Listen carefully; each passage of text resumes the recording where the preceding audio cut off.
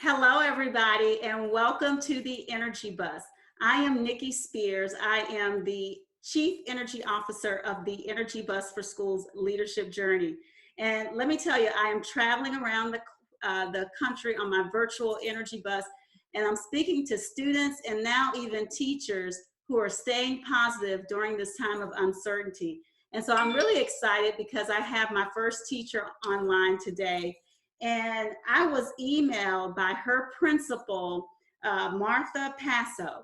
And I think they're out of Cali. You guys are in California, right, Kelly? Yes, we are. Yes. Well, I received a nice email from your principal when she looked at the video of one of our students.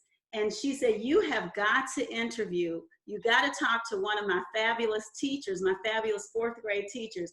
And I took her on her offer, up on her offer, and I sent her an email and said, okay, what's her information? And here we are today. So Kelly, tell us about yourself. Tell us where you're from, where you teach, what you teach, and why you teach, if you can remember all that. Sure. Yeah, of course. My name is Kelly. I am from Roseville, California. I teach at Woodbridge Elementary School. I teach fourth grade, so it's all general subjects. So I teach math and language arts primarily, with some social studies and science embedded in there too. And I teach because I'm like many teachers, it's just a passion, kind of a calling. I knew I wanted to be a teacher since I myself was in fourth grade. So now teaching fourth grade, it's kind of a full circle for me. So I really love it. I love what I do. I love working with kids, and I love being creative in the day-to-day lessons, and that nothing's ever really the same, that each day is something new and a new experience. So that's why I like what I do. Okay, great. I want to take you back, Kelly, to when you found out that you were going to be staying home during this pandemic. I want to know, tell us how you felt. Tell us what was going through your mind.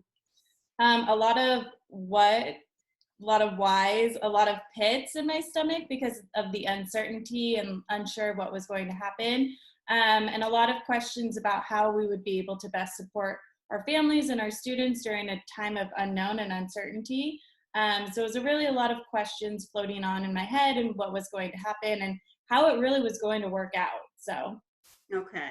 How did you take that energy that you were feeling, that anxiety, a little bit of that anxiety, and transform it into something where you were now working for the good of everybody? How did you do that? Well, fortunately, technology is something I've always kind of been interested in and I've liked playing with. So I took this opportunity for online learning to kind of see what I could create and what I could play with, like creating videos and doing more Google Slides and bringing in different images and just being able to relate all of that stuff that we would do in the classroom and now doing it online and being able to share that with my co-teachers.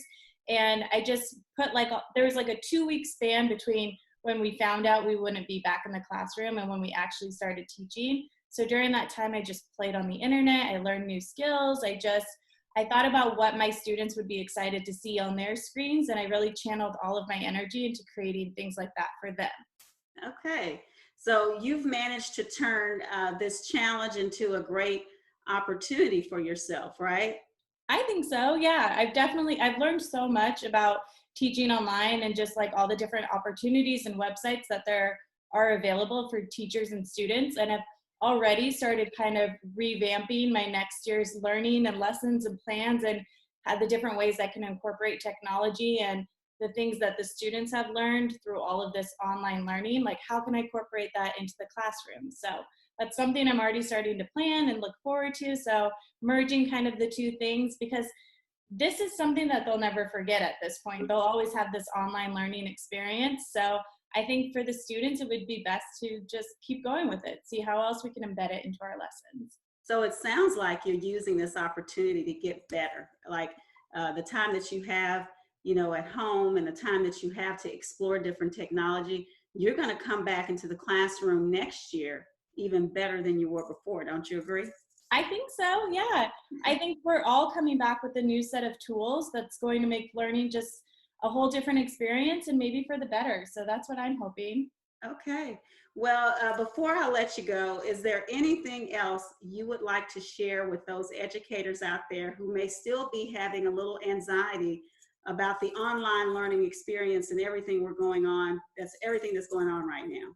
Yeah, I mean, I just try to wrap my head around that it'll never be perfection. I'll never have 100% of my students online at meetings or 100% of my students turning in their work, but I just focus on those students that I do have that are excited. I got the best Google Classroom message the other day from one of my students, just thanking me and saying I wouldn't have been able to do this without you. And for me, it's those little moments that just kind of make me keep going and keep wanting to do more and keep like learning new techniques and technology, because the little bits here and there collect and become like a greater whole of excitement and positivity. So just focus on those little goals, those little things, and I think that's what's really going to get me through the rest of this distance learning.